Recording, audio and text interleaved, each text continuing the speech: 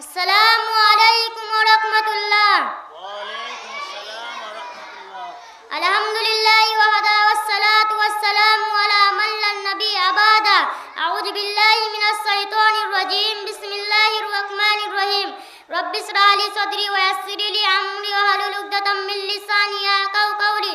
সমস্ত প্রশংসা সেই মহান রব্বুল আলামিনের জন্য, যিনি বিশ্ব জগতের প্রতিপালক ও রক্ষাকর্তা। তারই আমরা প্রশংসা করি, সকলে মিলে বলি আলহামদুলিল্লাহ। তারপরে তার পাঠানো রসুল মানবকুলের শিরোমণি জানাবে মুহাম্মাদুর রাসূলুল্লাহ সাল্লাল্লাহু আলাইহি সাল্লাম এর উপর আল্লাহ তাআলা শত কোটি দরুদ ও সালাম বর্ষিত। আল্লাহুম্মা সাল্লি আলাইহি আল্লাহুম্মা বারিক আলাইহি।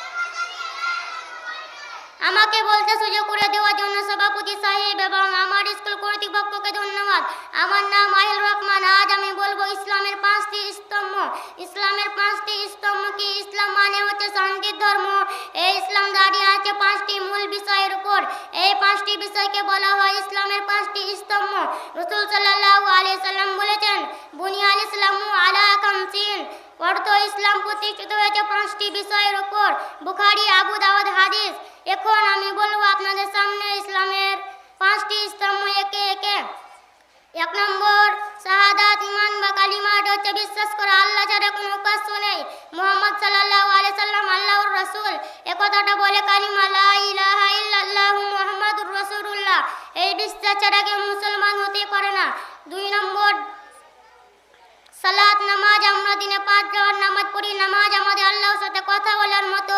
নামাজ আমাদের মন ও জীবনকে সুন্দর রাখে। 3 নম্বর সাওম, রোজা। রমজান মাসে আমরা সারা দিন না খেয়ে থাকি শুধু আল্লাহর জন্য। রোজা আমাদের ধৈর্য শেখায়, গরিবদের কষ্ট বুঝতে শেখায়। 4 নম্বর যাকাত দেন। ধনী মুসলমানরা তাদের সম্পদের কিছু অংশ গরিবদের দেন। এটা দিলে গরিবরা সাহায্য পায়, সমাজে শান্তি আসে। 5 নম্বর সাওম। আসসালামু আলাইকুম।